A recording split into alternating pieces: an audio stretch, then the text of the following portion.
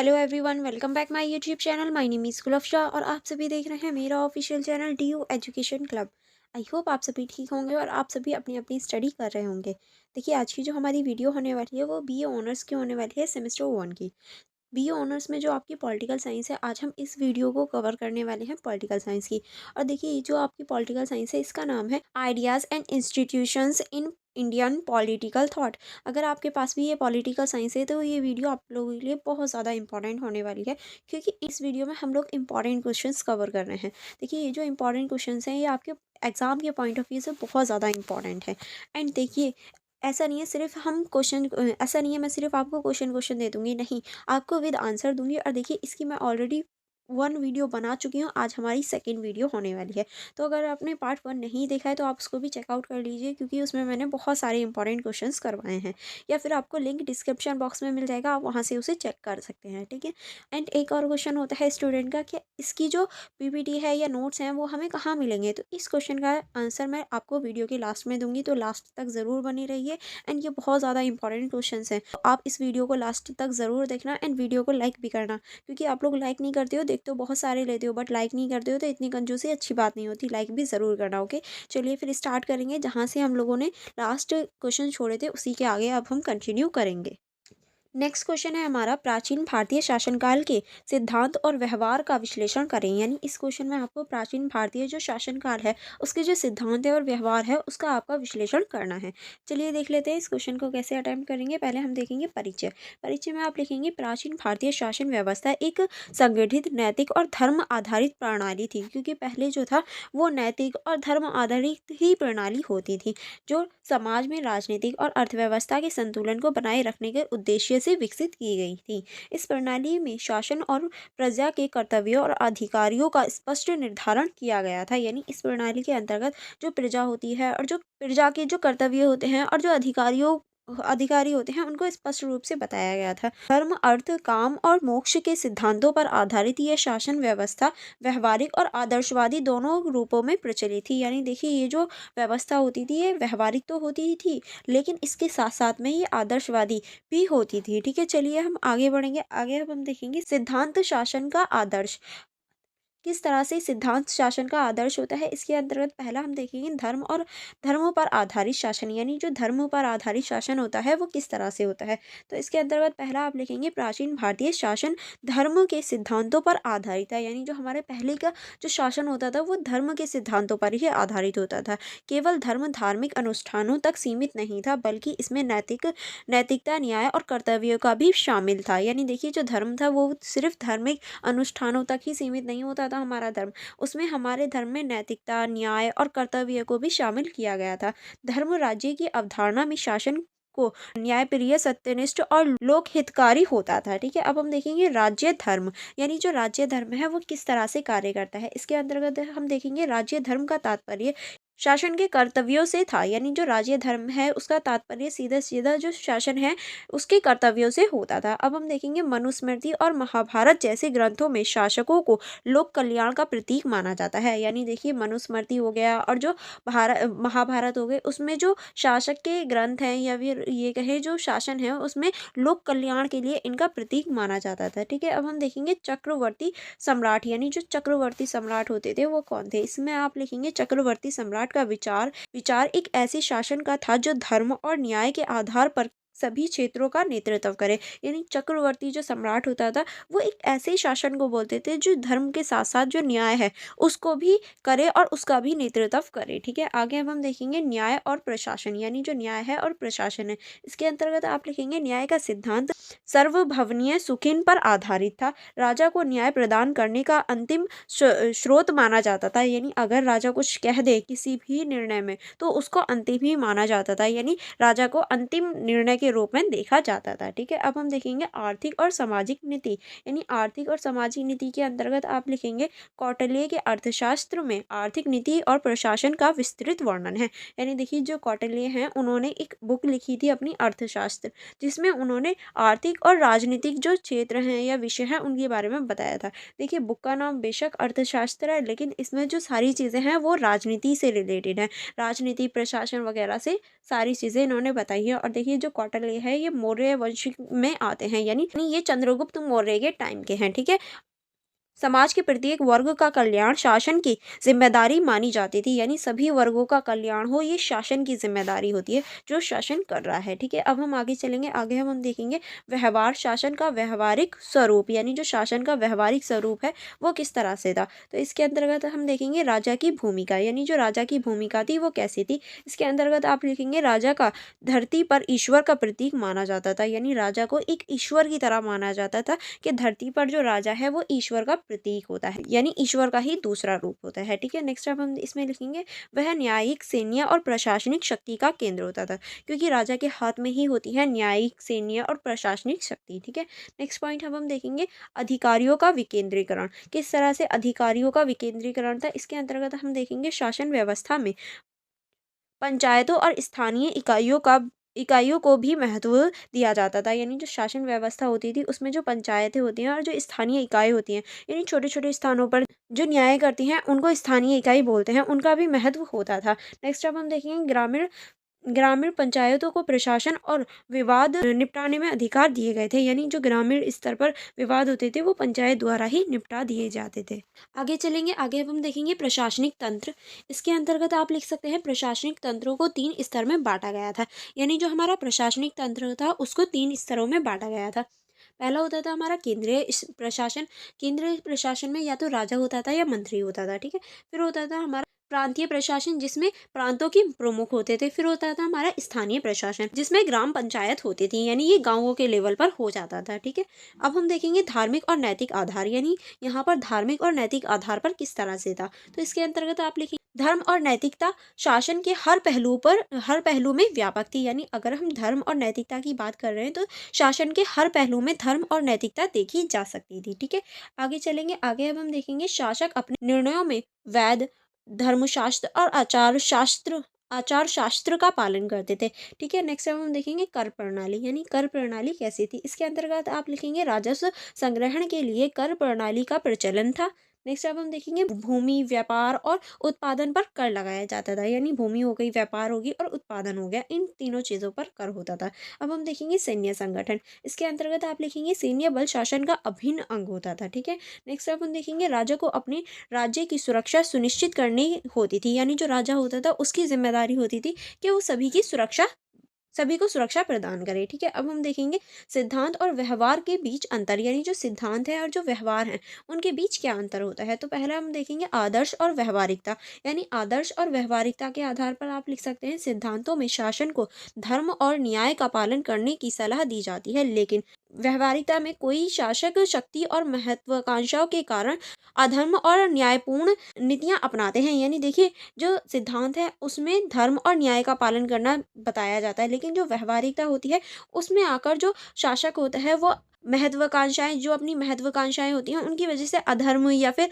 अन्याय के रास्ते पर चल देता है। तो ऐसी चीजें हम देख सकते हैं व्यवहारिकता में। अब हम देखेंगे भ्रष्टाचार और वर्ग विभाजन, यानी जो भ्रष्टाचार और वर्ग विभाजन था वो किस तरह से किया जाता था। इसके अंतर्गत हम देखेंगे कुछ शासकों के शासनकाल में भ्रष्टाचार और शोषण बढ़ गया था। ठीक है, अब हम देखेंगे वर्ण व्यवस्था ने कठोर रूप से समाज में असमानता को बढ़ावा दिया, यानी जो वर्ण व्यवस्था थी अब कठोर रूप से समाज में असमानता को बढ़ावा दे रही थी। वर्ण व्यवस्था के बारे में हमने लास्ट वीडियो में भी चर्चा करी थी, अगर आपने वो वीडियो नहीं देखी है तो आप जल्दी से उसे चेकआउट कर लीजिए। ठीक है, चलिए आगे बढ़ेंगे, आगे हम देखेंगे बाहरी आक्रमण और प्रशासन विफल, किस तरह से विदेशी आक्रमणों के समय कई बार शासन तंत्र कमजोर साबित हुआ, यानी देखिए जब बाहर से आक्रमण हो रहा था, विदेशी आक्रमण हो रहा था, तो कई बार जो शासन व्यवस्था थी वो कमजोर महसूस होने लगी या फिर ये कहें विफल होती हुई दिखाई दी। अब हम देखेंगे महत्व और योगदान, क्या क्या इसका महत्व है और क्या क्या इसने योगदान दिया। तो इसमें आप पहला लिखेंगे लोकतांत्रिक परंपराओं का आधार, यानी जो लोकतांत्रिक परंपराएं हैं उनका किस तरह से आधार है, चलिए देखते हैं। इसमें आप लिखेंगे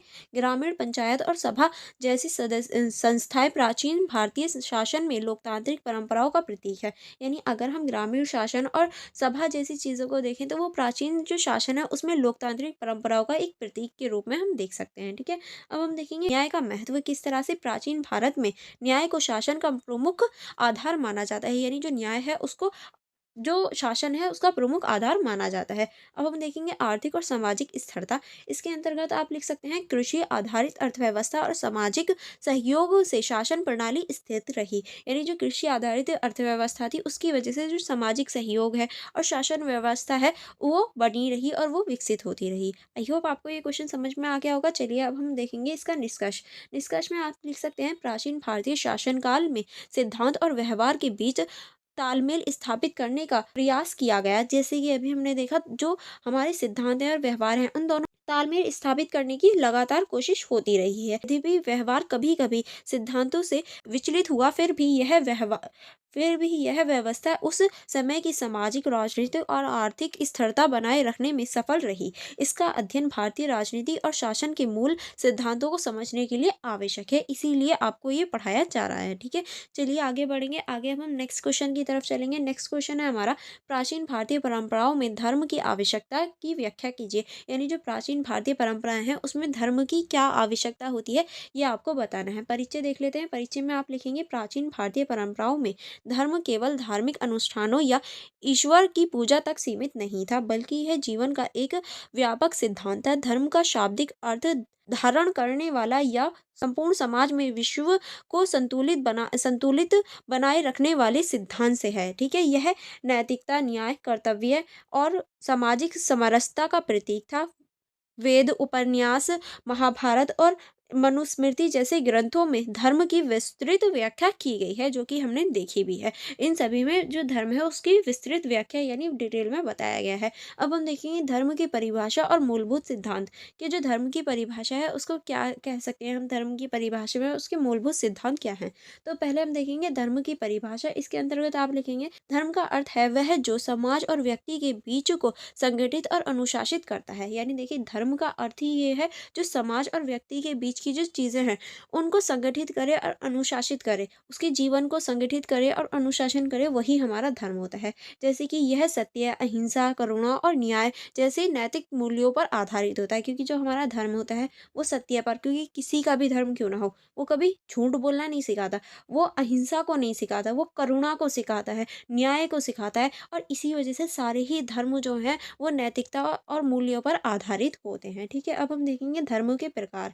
धर्म के प्रकार में आप लिखेंगे सामान्य धर्म, साधारण धर्म। यानी देखिए अगर हम देखें तो सामान्य धर्म कह लो या साधारण धर्म कह लो, यह सत्य, अहिंसा और समय जैसे सार्वभौमिक नैतिक सिद्धांतों का पालन करना बताता है या पालन करता है। ठीक है, चलिए आगे बढ़ेंगे। आगे अब हम देखेंगे विशिष्ट धर्म। विशिष्ट धर्म क्या होता है? यह व्यक्ति की स्थिति, जाति और भूमिका के आधार पर उसके कर्तव्यों का निर्धारण करता है, जैसे सर्वधर्म कहा जाता है। यानी देखिए एक होता है सामान्य धर्म जिसमें सारी चीज़ें समान होती हैं, एक होता है विशिष्ट धर्म जिसमें जाति, स्थिति या फिर भूमिका कुछ विशिष्ट होती है या फिर उसके कर्तव्य थोड़े अलग होते हैं, तो वो क्या हो जाता है विशिष्ट धर्म या सर्वधर्म कहलाते हैं।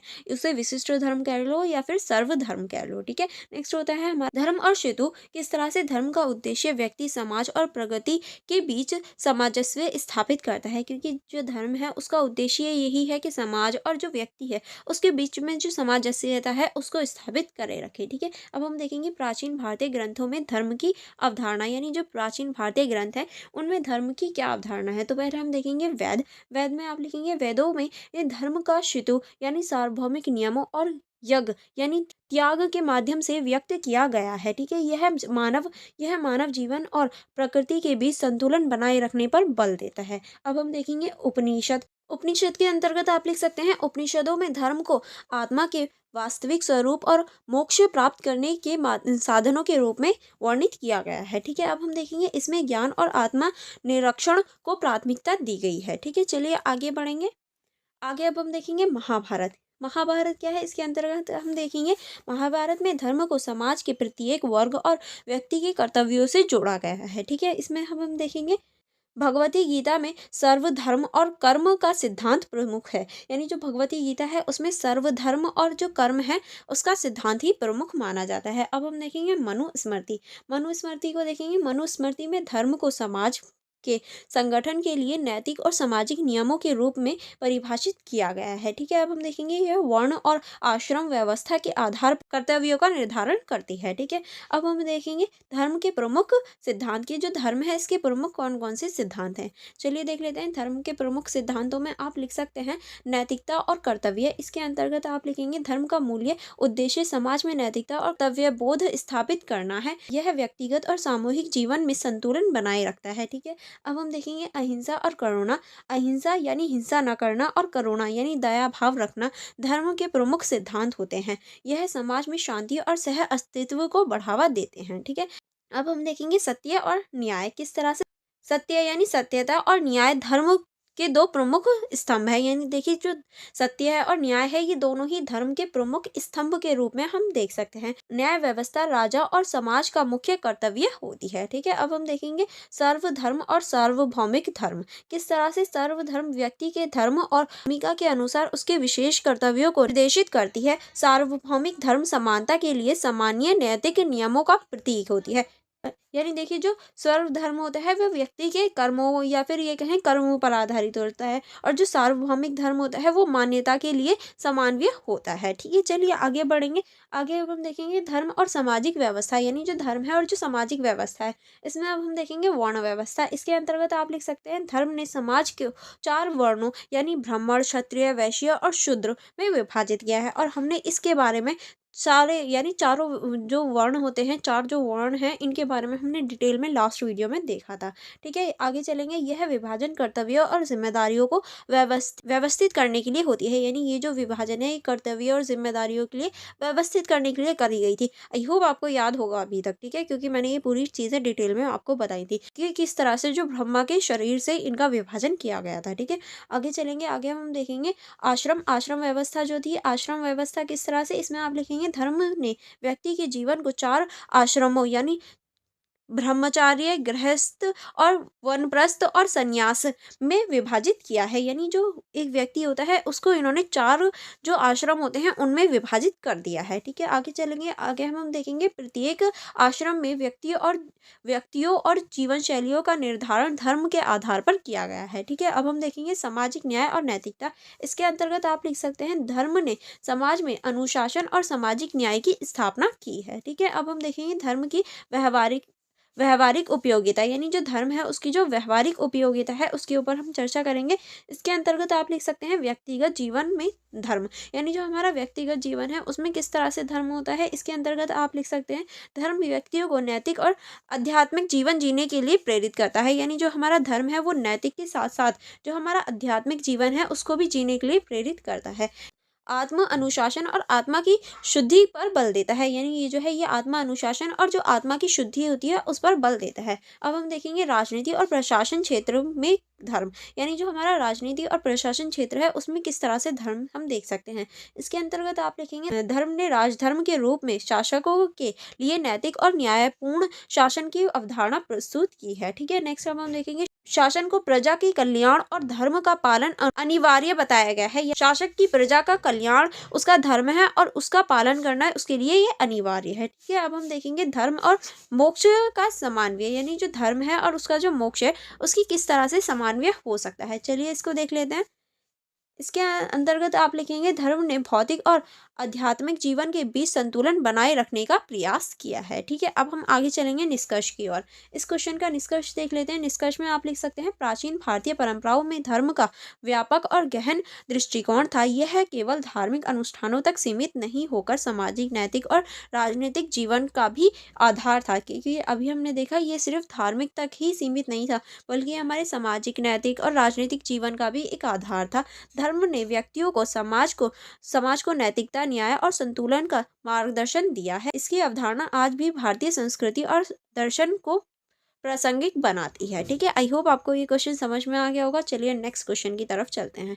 नेक्स्ट क्वेश्चन है हमारा सभा और समिति का स्वरूप और कार्य क्या है, आलोचनात्मक मूल्यांकन कीजिए। यानी इस क्वेश्चन में आपको सभा और समिति के जो स्वरूप है वो बताने हैं और उसके जो कार्य होते हैं उनका आपको मूल्यांकन करना है। चलिए परिचय देख लेते हैं। परिचय में आप लिखेंगे सभा और समिति वैदिक काल की 2 प्रमुख जन सामाजिक संस्थाएं थी जो प्राचीन भारतीय शासन और समाज व्यवस्था का आधार थी। यह संस्थाएं सामूहिक निर्णय लेने, शासन संचालन में जन भागीदारी का प्रतीक थी। सभा और समिति का उल्लेख ऋग्वेद, अथर्ववेद और अन्य वेद ग्रंथों में मिलता है। यानी देखिए, जो सभा और समिति थी, ये शासन को चलाने के लिए एक जिम्मेदार जिम्मेदार समितियां थी। और देखिए, ये जो थी, इनका जो उल्लेख मिलता है वो हमें ऋग्वेद में से मिलता है, अथर्ववेद में से मिलता है, और भी बहुत सारे वेद हैं जिनमें से हमें इनका उल्लेख मिलता है। ठीक है, चलिए आगे बढ़ेंगे। आगे हम देख सभा का स्वरूप और कार्य, यानी जो सभा होती थी उसका कैसे स्वरूप हुआ और उसका क्या कार्य था। पहले हम देखेंगे स्वरूप। इसमें आप लिख सकते हैं, सभा एक सीमित संख्या वाले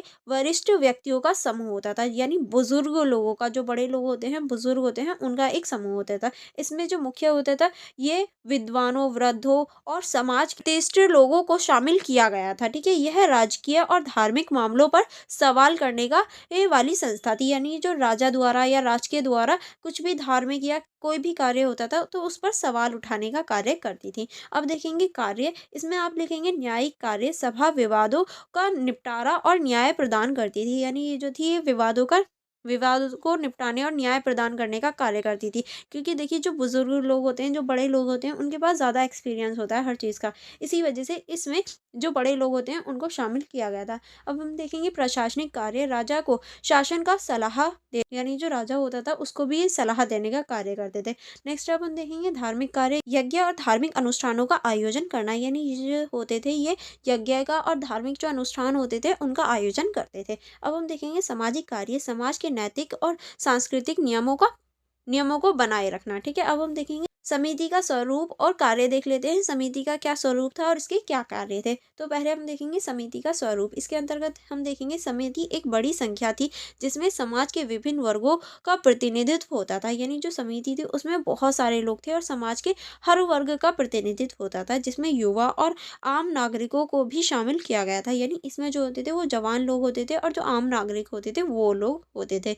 यह राजकीय नीतियाँ और शासन में व्यापक मामलों पर चर्चा करते थे। यानी जो राजकीय नीति होती हैं और शासन के जो व्यापक मामले होते हैं उन पर चर्चा करने का कार्य करते थे। अब इनका जो कार्य था, यानी समिति का जो कार्य था, उसको देखेंगे। इसके अंतर्गत आप लिख सकते हैं शासन का नियंत्रण, राजा की नियुक्ति, सलाह और कार्य की समीक्षा करने का कार्य इनका था। ठीक है, नेक्स्ट अब हम देखेंगे विधायी कार्य। नए नियमों और नीतियों का निर्माण करना, यानी कौन कौन से नए नियम बनेंगे, कौन कौन सी नीतियाँ होंगी, इनका निर्माण करना यही होते थे। ठीक है, अब हम आगे चलेंगे सैन्य कार्य।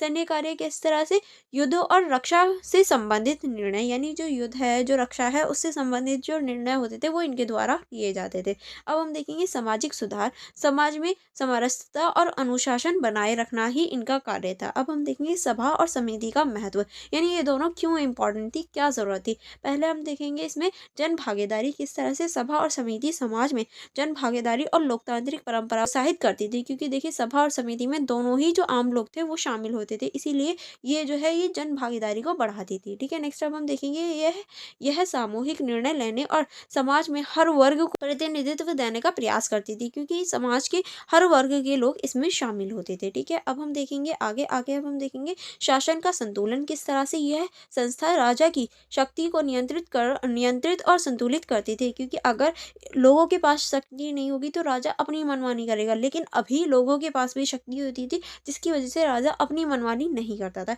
इसीलिए जो शासन है उसमें संतुलित रहता था। ठीक है, अब हम देखेंगे राजकीय नीतियों में सामूहिक निर्णय का महत्व। यानी जो राजकीय नीतियाँ होती थी, कोई भी नीति बन रही थी, उसमें सामूहिक निर्णय होता था, उसका महत्व देखा जा सकता है। अब हम देखेंगे धार्मिक और सांस्कृतिक संरक्षण। किस तरह से सभी सभा और समिति ने वैदिक धर्म और परंपराओं को संरक्षित करने में योगदान दिया। यानी देखिए, इन्होंने वैदिक जो धर्म है उसको संरक्षण भी प्रदान किया था। ठीक है, अब हम देखेंगे इनका आलोचनात्मक मूल्यांकन।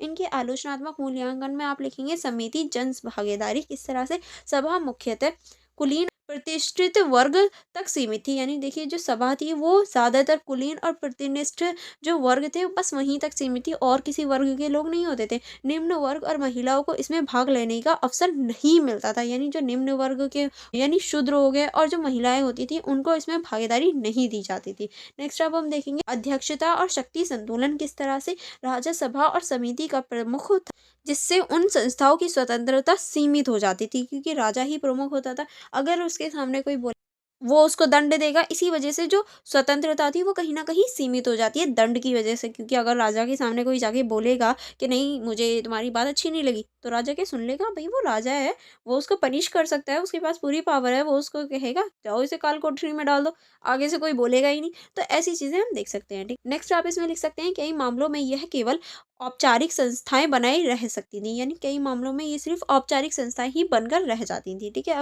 नेक्स्ट अब हम देखेंगे व्यावहारिक प्रभावशालीता। इसके अंतर्गत आप लिख सकते हैं समिति का आकार बड़ा होने के कारण निर्णय प्रक्रिया सीमित, धीमी और जटिल हो जाती थी। यानी देखिए समिति जो थी इसका आकार जो था वो बहुत बड़ा था, जिसकी वजह से निर्णय प्रक्रिया जो होती थी धीमी होती थी। क्योंकि अगर किसी भी चीज़ पर निर्णय लेना है तो सबके पास वो बात जाएगी, फिर सब अपना कंक्लूजन देंगे, जिसकी वजह से बहुत टाइम लग जाता था। नेक्स्ट अब हम देखेंगे निर्णयों के कार्यान्वयन में कई बार कठिनाई आ जाती थी, यानी जो भी निर्णय लिया है उसको लागू करने में बहुत ज़्यादा कठिनाई भी आ जाती थी कई बार। नेक्स्ट अब हम देखेंगे सामाजिक असमानताएं। वर्ण व्यवस्था के कारण समाज में हर वर्ग को समान प्रतिनिधित्व नहीं मिलता था, क्योंकि अब जो समाज था उसमें वर्ण व्यवस्था आ गई थी, जिसकी वजह से समाज के हर व्यक्ति या फिर हर वर्ग के लोगों को समान चीज़ें नहीं मिलती थी। अब हम देखेंगे इस क्वेश्चन का निष्कर्ष, क्या आप इस क्वेश्चन के निष्कर्ष में क्या लिख सकते हैं?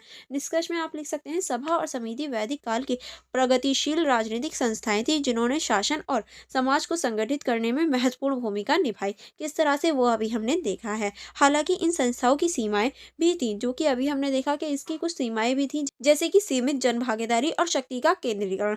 यानी जो जन भागीदारी थी वो सीमित थी और जो शक्ति थी उसका केंद्रीकरण हो गया था। फिर भी यह संस्थाएं प्राचीन भारतीय शासन में जन भागीदारी और लोकतांत्रिक परंपराओं का प्रतीक मानी जाती हैं। लेकिन फिर भी हम कह सकते हैं ये जो परंपराएं हैं या ये जो प्रशासन है ये जन भागीदारी और लोकतांत्रिक जो परंपरा है उसका प्रतीक कह सकते हैं। लोकतांत्रिक परंपरा नहीं कह सकते, क्योंकि इसमें बहुत कम लेवल पर लोगों की भागीदारी थी, लेकिन इसका प्रतीक कह सकते हैं, ठीक है। आई होप आपको ये क्वेश्चन अच्छे से समझ में आ गए होंगे और यहाँ आपके जो ये पूरे इंपॉर्टेंट क्वेश्चंस थे वो कंप्लीट हो जाते हैं। अगर आपको कोई डाउट हो या कोई प्रॉब्लम हो तो आप मुझसे कमेंट बॉक्स में पूछ सकते हैं। Otherwise for more information, for more connectivity, आप मेरे टेलीग्राम ग्रुप को ज्वाइन कर सकते हैं। आप मेरी इंस्टाग्राम आईडी को चेकआउट कर सकते हैं।